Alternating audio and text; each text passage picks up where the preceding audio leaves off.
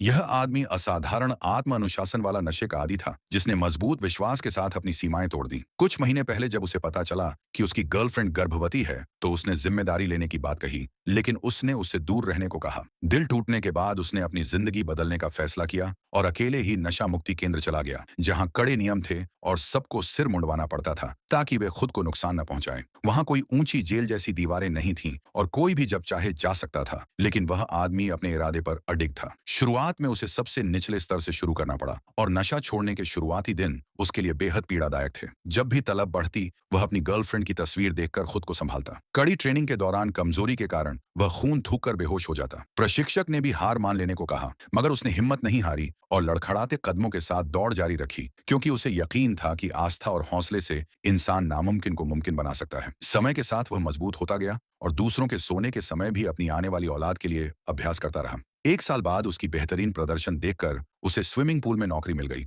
जहां उसने तैरना सीखा। एक बेघर व्यक्ति से पानी के बदले साइकिल ली और तैराकी, दौड़ और साइकिलिंग को अपनी जिंदगी बना लिया। इस दौरान उसने ट्रायथलॉन में हिस्सा लिया। भले ही फिनिश लाइन पर कोई मौजूद न था, लेकिन उस दिन उसने खुद को जीत लिया था। फिर अचानक खबर मिली कि उसकी गर्लफ्रेंड आईसीयू में है। उसे मौत के करीब देखकर उसका दिल पछतावे से भर गया। आखिरी बार उसके माथे को चूम कर बाहर निकला तो उसने अपनी नन्ही बेटी को देखा, मगर नाना ने बात करने नहीं दी। उसे एहसास था कि वह अब भी पिता कहलाने के काबिल नहीं। कुछ दिन बाद उसकी गर्लफ्रेंड का निधन हो गया, जिसके बाद उसने अपने गम को ताकत में बदल लिया। नशा मुक्ति केंद्र छोड़ दिया, प्रतियोगिताओं में हिस्सा लिया, प्रांतीय चैंपियनशिप कई बार जीती, यूरोपीय ट्रायथलॉन रिकॉर्ड तोड़ा और विश्व ट्रायथलॉन का निमंत्रण भी पाया।